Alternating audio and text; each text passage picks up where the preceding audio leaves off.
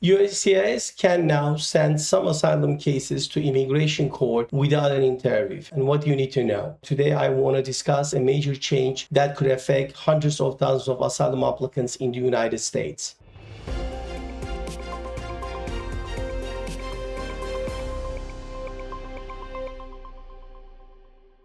On July 27, 2026, the Department of Homeland Security and USCIS announced an interim final rule that allows USCIS asylum officers to refer certain affirmative asylum applications directly to immigration court without first conducting an asylum interview. This is one of the most significant procedural changes to affirmative asylum system in recent years. Let's talk about what changed, why it matters, and what asylum applicants should do moving forward. First of all, I would like to tell our followers that how did the process work before? Until now, the process was fairly straightforward. After filing Form I-589 with USCIS, the applicant would normally be scheduled for an asylum interview. During that interview, the asylum officer will ask questions about the applicant's declaration, review the evidence, and evaluate credibility of the applicant. If the officer believed the applicant qualified for asylum, asylum could be granted by the USCIS. If the officer intended to deny the case and the applicant was not in lawful immigration status, USCIS would refer the case to the immigration court, where the applicant would have another opportunity to present the case before an immigration judge. For many applicants, the asylum interview was extremely important. It was an opportunity to explain inconsistencies, provide additional details, answer difficult questions, and establish credibility in non-adversarial setting. So what has changed now? Under the new rule, the USCIS asylum officers now have the authority to review certain asylum applications based on the written record.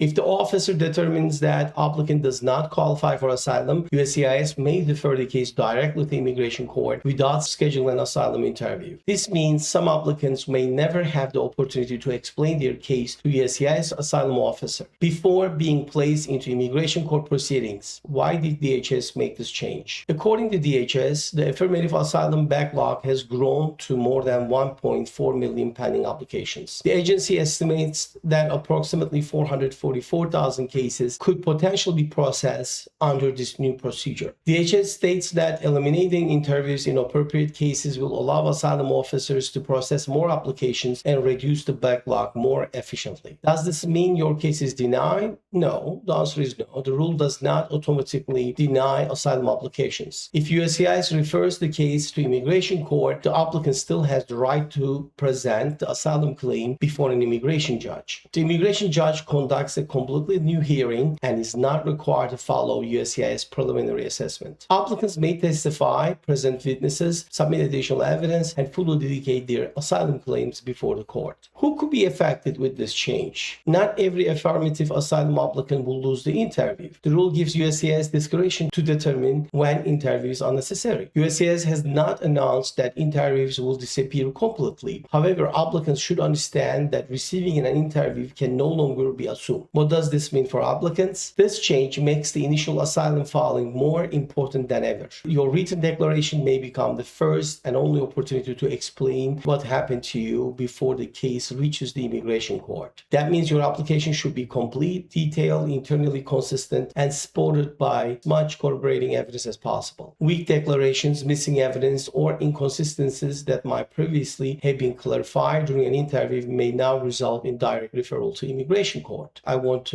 our followers or clients to know, until now this was not the issue. You always had an opportunity to submit the additional evidence or more detailed information about your application before your asylum interview at the USCIS office and go over it or answer the questions that the asylum officer would have had at the actual interview. But right now, it seems that the USCIS is planning to move towards this. This means that applicants need to be ready to know that they might be actually referred to immigration court. So what we can say is if you are preparing your asylum application now, then this means you might need to spend more time preparing your application, detailed declaration, and especially making sure that you cover all the incidents that explains them in order to make sure that this will be the only opportunity before the USCIS. But of course, in immigration court proceedings, you will have an opportunity to add additional evidences or documents for your application. So you should actually start gathering the supporting evidences or documents if they are available, just to make sure that you can file them. So this is an important development, and we will see how this is going to play out. I just would like our followers or clients to know that this new rule represents a significant procedural change, but it does not eliminate asylum protection. Applicants still will have the opportunity to present their cases before an immigration judge if they are being referred. But at the same time, of course, some applicants may no longer receive USCIS interview for their asylum application. We will all going to see how this is going to play out. But as more implementation guidance becomes available, we'll continue to monitoring these developments and provide updates to our clients and followers. If you found this video helpful, please like this video, subscribe to our channel, and turn on notifications so you don't miss future immigration updates. Thank you for watching, and I'll see you in the next video. Have a great day. This is attorney Ogmen.